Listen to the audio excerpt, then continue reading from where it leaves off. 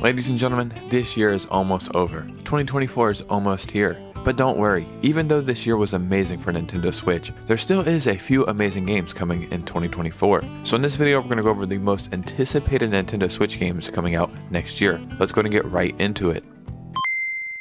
I don't know if anything is ever going to top 2023. This year was the best year in gaming ever in my opinion, especially on the Switch. But 2024 has some cool stuff coming as well. So we're going to break down what's on the way, but before we get started, if you could please hit a like and subscribe. It truly means the world and we're getting so close to 6,000 subscribers. Let's go ahead and get right into this video. One of the first games I'm excited about coming next year is Mario vs. Donkey Kong. Run, jump, and backflip your way to rescuing stolen mini Mario toys in this puzzling twist on Mario action. Obstacles like spikes, moving platforms, and falling bricks stand in your way. Put your brain to work and figure out the best way to reach the mini Marios. The rivalry that originally heated up on the Game Boy Advance system reignites on the Nintendo Switch. I know a lot of people felt like this was underwhelming when this was shown off at the Direct, but if you've never played these games, they're actually a lot of fun. And to be honest, it is one of the most anticipated games for me next year because I absolutely love these games, so I cannot wait for this game to come out. Mario vs. Donkey Kong really is a treat, and I'm excited more people are going to get to experience this. So Mario and Donkey Kong are two people. Sometimes I wish I was two people, because then I could get more work done. Maybe I could become two people. Yeah, sometimes I really just wish I had a clone. Who the hell are you? I'm you. Maybe this wasn't such a good idea. Hey, I don't know how it works either. Probably the game that I'm most excited about coming next year is Luigi's Mansion 2 HD. Retrieve the missing shards of the Dark Moon scattered across several distinct haunted mansions, each with their own puzzles to solve and ghosts to capture. Use your super-powered ghost hunting tool, the Poltergust 5000, to suck up ghosts and blow air to search every nook and cranny of the chilling yet charming mansions. Luigi's Mansion 3 is easily in my top 4, maybe top 3 Switch games of all time. It's such an amazing experience. I love it. I've beat it twice. I tried to go back recently and play Luigi's Mansion on the GameCube, and while it still does hold up, it just didn't click for me, you know. At the time when I was little, I think it was too hard, and now going back, I just have no interest. Luigi's Mansion 2 is a game I've always wanted to play, and unfortunately I've never got to, and now I'm kind of glad that I didn't, because I would love to play this on my Switch. Regardless, this game is going to be amazing. I cannot wait to play it. Unfortunately, I think it comes out in the summer, which is kind of weird, but it is what it is, right? So, Princess Peach is having her own adventure finally. It's Princess Peach Showtime. Princess Peach's trip to the Sparkle Theater goes off script when the Wicked Grape and the Sour Bunch steal the show. Partner with the theater's guardian Stella to call the curtains on this tragedy by using a powerful ribbon and taking on several starring roles, each with their own look and abilities. Fender off the Sour Bunch with sensational swordplay as a sword fighter. In another role, Peach puts on her detective hat to find out who did it in a museum mystery.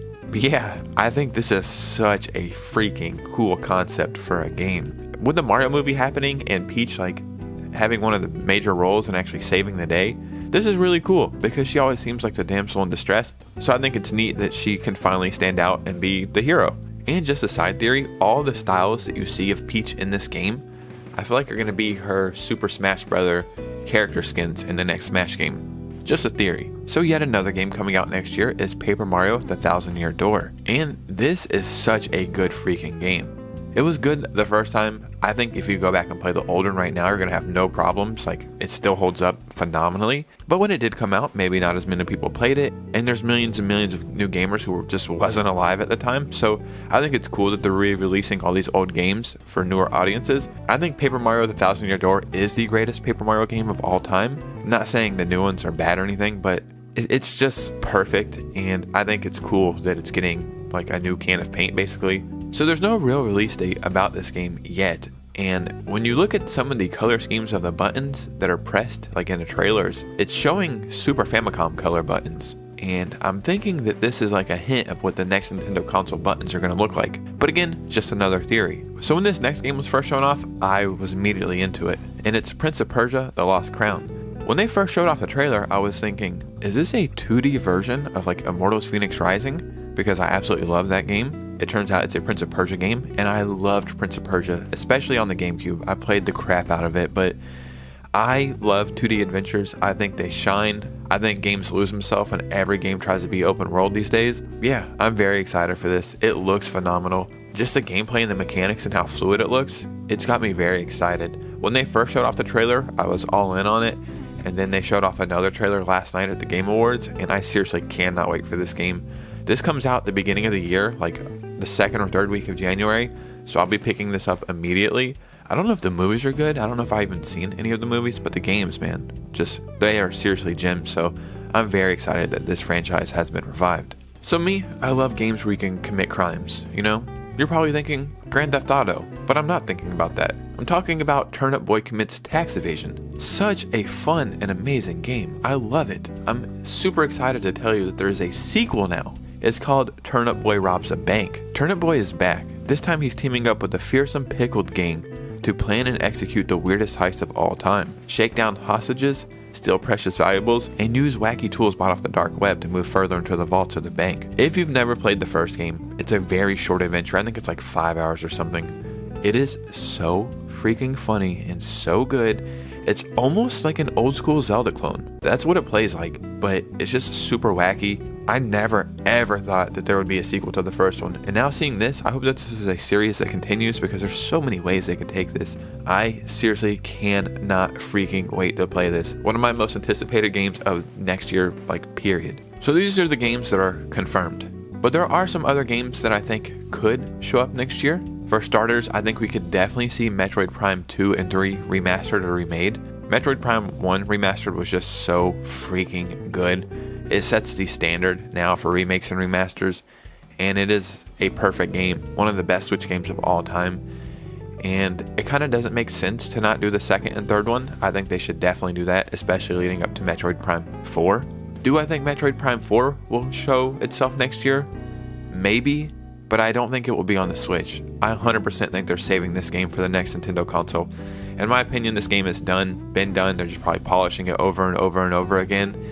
And I think it just makes sense to release Metroid Prime 2 and 3 remastered or remade, get some more hype built up, and then release Metroid Prime 4. It just makes the most sense, at least to me. Another game I have fingers crossed for next year is Hollow Knight Silksong. Again, this is a game that was shown off in like 2018, 2019 maybe. The first game is flawless. One of my favorite games I've ever experienced.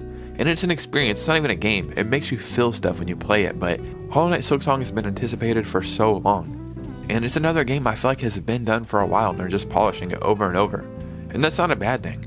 These games are masterpieces, but I literally thought that I read something that it was coming out in 2023 like 5 different times. So this is another game I'm pretty sure is going to be held off for the next Nintendo console. But 100% I do think this game makes an appearance next year, and I definitely think it's going to be at least on the next Nintendo console, but probably the Switch as well. And I seriously cannot freaking wait for it. This year really set it off for the Switch. Like, it solidified it as one of the best years ever, one of the best consoles ever, some of the best games ever. 2024 is going to be really putting a cap on it. I don't think it's going to go all out like this year did, but I think it's going to be the nice little cherry on top. Ladies and gentlemen, what is the game you're looking forward to the most next year? I would seriously love to hear from you guys. Yeah, let me know your opinions. Down below is a link to Discord and Instagram. Come and join the community. We're very active on both of those. And come hang out and stream sometime. I'm streaming on YouTube now instead of Twitch. It's just more convenient. I would love to see you guys in chat. But you guys know me. I'll see you soon with a new video. Peace out.